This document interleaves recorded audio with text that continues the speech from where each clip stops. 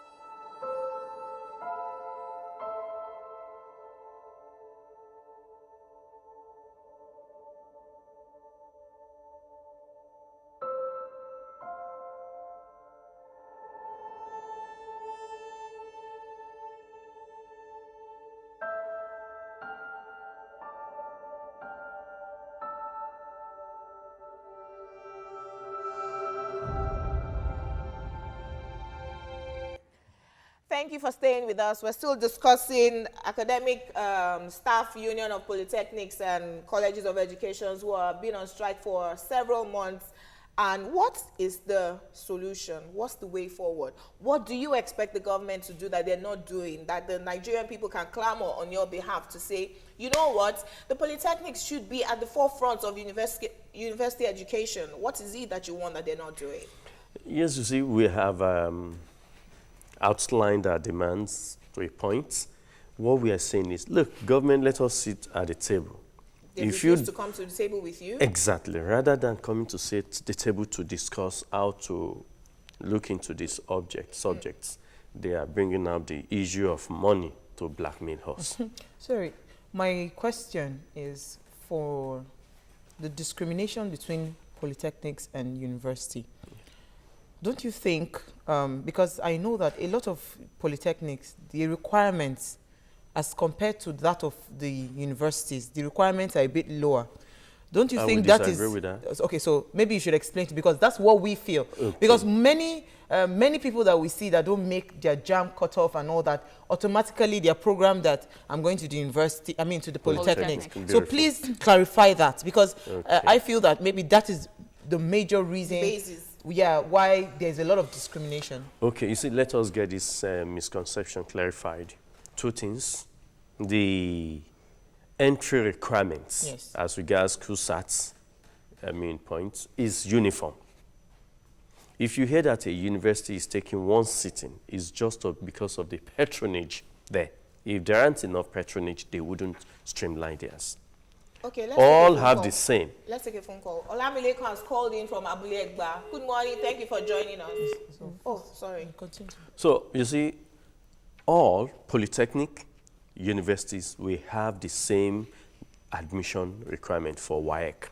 5 credits. Oh, is it 5 credits now? It used to be 4 credits for polytechnics. No, you're talking of maybe 10, 15 years ago. Oh, I've left school over 10 years. 10, 15 years ago. You see, most of us that graduated from university, we came out with biased minds towards polytechnic education. I agree. Yes, sir. I'm a product of universities. I knew the biases I had towards polytechnic before I started working. Government? Yes, because of the policy. It is a policy thing. The policy already discriminated against them. Not minding the fact that they are doing so much. And they have certain mandates that is going to be helpful to the development of the nation. Okay. Then secondly, let me clarify. Because of JAMBA admission, all university does not have the same admission cutoff points. Yes. You go to the north, admission cutoff point for medicine may be 210. Yes. You go to the south side, it may be 220. And you come to the west, 292. It does not mean that one is superior to the other. It's because of the patronage at those places. Yes. I have a question. Okay, we have a phone call. Olumide has called in from Agege. Good morning. Thank you for joining us. Hello. Yeah, good morning, my dear. My name is Lisa. I'm calling from Agege. I like what you guys are doing here. But there's something I want to say. You see this issue of ASUP fighting for their rights now. Why didn't they do it when Obasanjo was here? Why is it that they don't want to kill Jonathan? Everybody is coming up now. I want this right because Jonathan is calm. Because he's gentle. All of them, they want to kill him. I want my right now. I want my right now.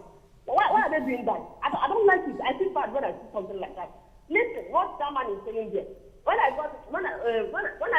got jam and something, you know, so I didn't get direct admission in university. But when I got 150 something, over 150, they gave me direct admission in polytechnic. But later I got out of that place because of this discrimination. They don't want to kill Jonathan. That man is trying. You should look down and see that man is trying. What's wrong? Okay. Nobody is saying anything. Everybody is castigating Jonathan. Why? All right, thank you so very much for calling in. Can I say something? Sorry, Jumoke. The truth is that it's not like we are castigating Jonathan. What has happened is that is so many years of deprivation. So at everybody is just pouring out. Trust me, if it were Obasanjo, people will still still come out and talk.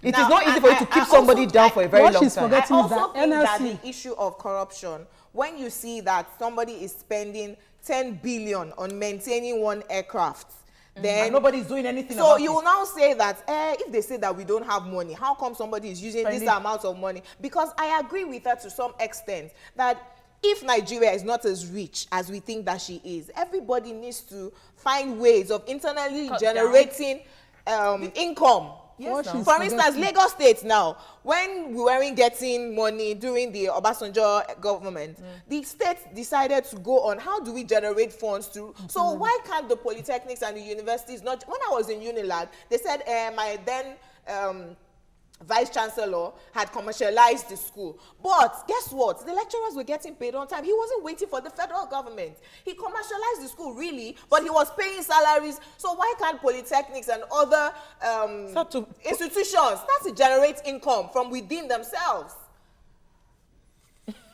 Yes, you see, what happened is this. I'm baffled by the last caller.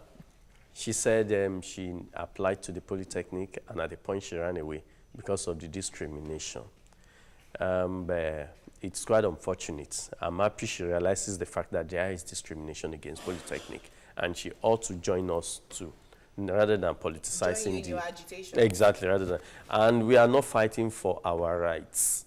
We are fighting for the rights of the teeming youths of Nigerians that are being deprived the quality education, that are being discriminated against.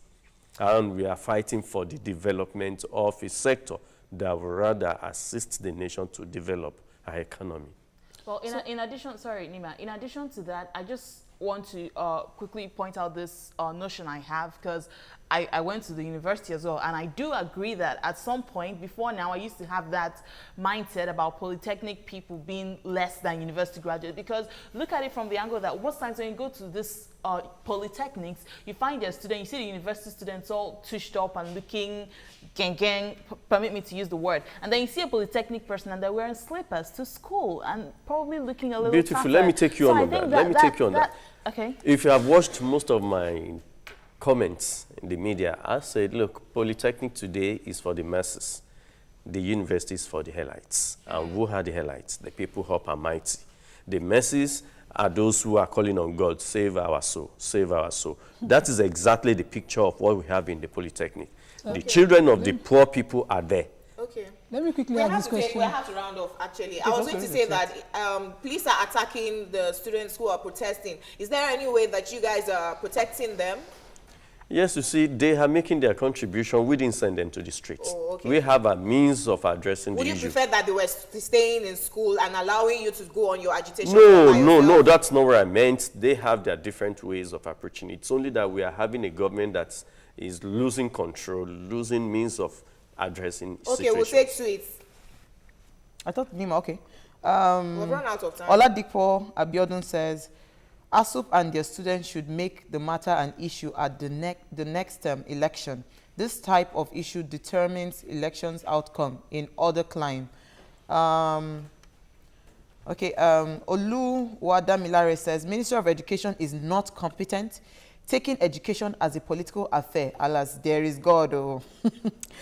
Then Lawal Olaya says, truly, most of us that graduated from the university have biased mind towards polytechnic graduates. Then His Grace Tobar says, that woman is a disgrace to women. She should listen to herself. Tribalistic. Okay. I can't read that. All right, so thank you so very much for coming to discuss the matters arising. We hope that the government will respond to your agitations as soon as possible and our students are taken off the streets. We also say a very warm thank you for staying with us this morning. Please watch a repeat broadcast of your view at 11:30 p.m. today. You can also watch us on YouTube by going to youtube.com/TVC Entertainment and search for your view. Stop terrorism. Say no to insurgency and yes to a peaceful Nigeria. See you tomorrow morning. Thanks for joining us. Have a great day ahead. Bye.